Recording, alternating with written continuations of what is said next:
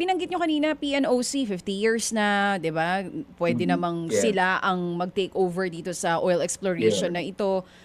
Bakit hindi na nga lang sila? Ano bang nakikita nating, baka may nakikita bang pagkukulang ang gobyerno sa kanila, or baka yung capacity, kaya ba nila to explore yung buong West Philippine Sea? Well, tanongin ng gobyerno, responsibilidad nila yan. GOCC nila yan eh. Pero tingin ko, ang sasabihin nila dyan, hindi namin kaya. Ha? 50 years na kayo, hanggang ngayon hindi kaya.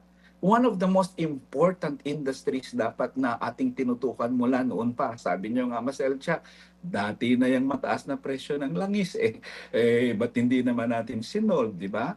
So, pag sinabi na naman nila na hindi namin kaya, wala na mangyayari sa atin dito. Oo. 100 years from now pala, di nadidepend pa rin tayo sa mga dayuhang korporasyon. Mm. No, hindi pilitin ng taong bayan. No, no, no, Congress, hindi pwede yan.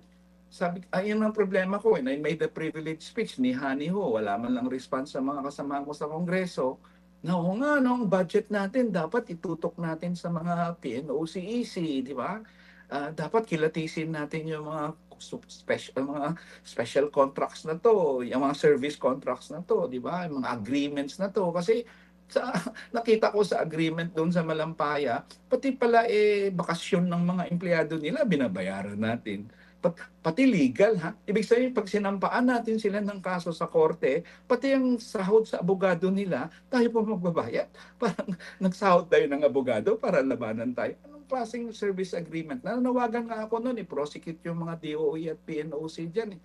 Na wala man lang, hindi man lang tayo na natuto doon.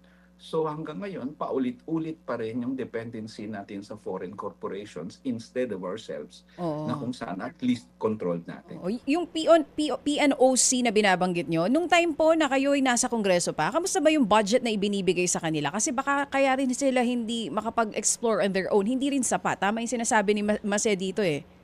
Hindi sapat yung Correct budget yan. na inilalaan for PNOC.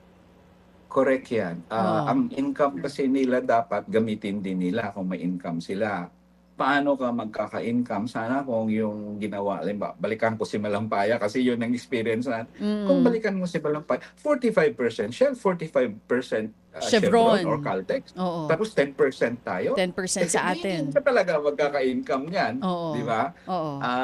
I mean, so lopsided kasi ang mga agreements na yan. Kaya pag sinasabing joint with another foreign company, medyo na ano na kami dyan Oo. kasi Kinakabahan na kayo. correct, sinong Oo. foreign company yan, ang tendency talaga niyang tumubo sa atin. Di ba?